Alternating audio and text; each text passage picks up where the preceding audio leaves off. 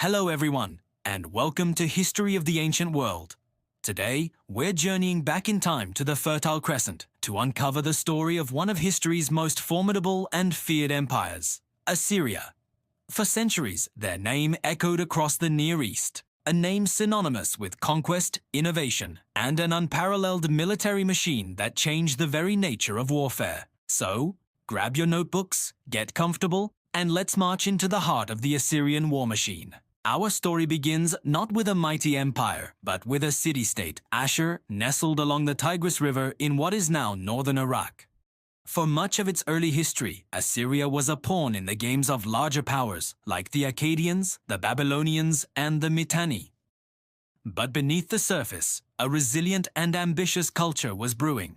They were traders, strategically positioned on key routes, but they were also learning, observing the strengths and weaknesses of their powerful neighbors.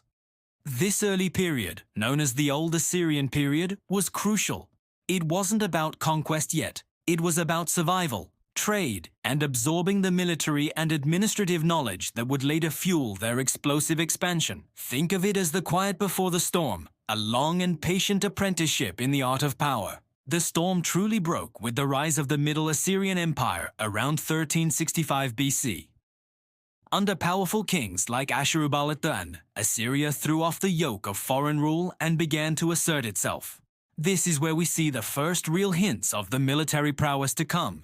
They weren't just defending their borders anymore. They were pushing them outwards, clashing with the Hittites, Babylonians, and others. A key development during this time was the refinement of chariot warfare. While others had chariots, the Assyrians began to perfect their use as mobile missile platforms and shock weapons, overwhelming their enemies with speed and coordination. They also became masters of siegecraft, a skill that would become their terrifying trademark. This era laid the military and ideological foundation for everything that followed. They began to believe it was their divine destiny, mandated by their chief god Ashur, to expand and bring order to the world, an order defined, of course, by Assyrian rule. But the golden age of Assyrian military might, the period that etched their name into history, was the Neo-Assyrian Empire, starting around 911 BC. This is where the Assyrian war machine reached its terrifying peak. What made them so unstoppable? It wasn't just one thing, but a combination of factors that created a truly revolutionary military force. First, let's talk about their army. The Neo-Assyrians created the first truly professional, standing army in history. Unlike earlier armies that were raised seasonally from farmers, the Assyrian corps was made up of full-time soldiers. They trained year-round, were incredibly disciplined, and were loyal to the state, not just a local lord. The army was a combined arms force, brilliantly integrating different unit types. They had masses of highly effective archers, protected by shield-bearers. They had slingers, spearmen, and a cavalry that was rapidly replacing the chariot as the primary shock force. This cavalry could maneuver faster, go places chariots couldn't, and was devastating in pursuit of a broken enemy. The Assyrians understood that having the right tool for the right job was critical, and they organized their army to be a versatile and deadly toolbox. Second, their technology and engineering were second to none. Siege warfare was their specialty. In a world where a city's high walls could defy armies for years, the Assyrians treated them as just another puzzle to be solved. They developed a whole suite of siege engines, massive timber-framed siege towers that could roll up to the walls, allowing archers to fire down on the defenders. They had enormous battering rams, often with reinforced metal tips, housed in armored shells to protect the crew from arrows and burning oil. But they didn't just rely on brute force.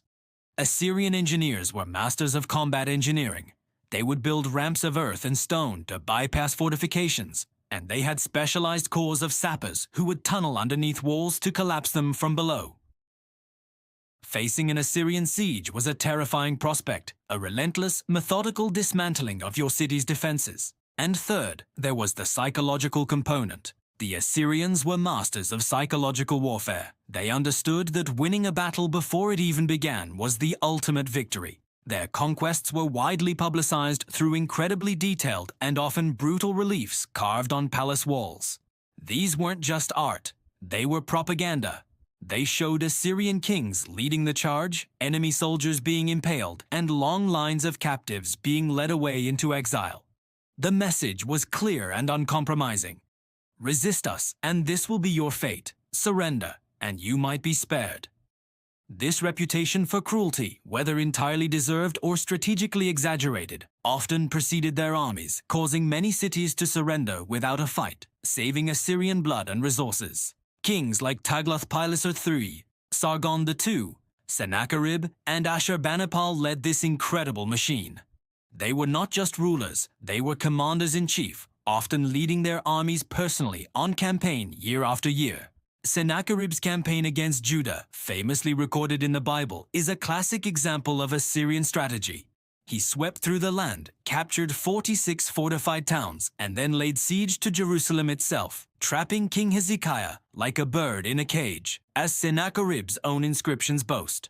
Although Jerusalem was famously spared, the campaign demonstrates the sheer power and reach of the Assyrian army. Under Ashurbanipal, the empire reached its greatest extent, stretching from the mountains of Iran to the banks of the Nile in Egypt. It was, for a time, the largest empire the world had ever seen. So, how did this seemingly invincible empire fall? Well, its greatest strength, its military, was also tied to its greatest weakness. The empire was built on conquest and tribute. It constantly needed new victories to pay for its massive army and to bring in resources and labor. This endless cycle of warfare was incredibly expensive and stretched the empire's manpower to its limits. The brutal policies that kept subjects in line also bred deep and lasting resentment. Everyone the Assyrians had conquered was just waiting for a moment of weakness. That moment came in the late 7th century BC. A series of civil wars over the succession to the throne weakened the central government. Seeing their chance, a coalition of their most bitter enemies, led by the Babylonians from the south and the Medes from the east, rose in rebellion.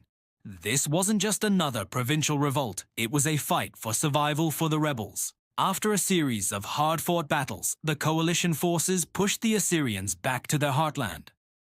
In 612 BC, the unthinkable happened. The grand capital of Nineveh, a city so vast it was said to take 3 days to walk across, was besieged and utterly destroyed. The fall of Nineveh was a cataclysmic event that signaled the end of the Assyrian Empire. The very people who had perfected the art of the siege saw their own methods turned against them.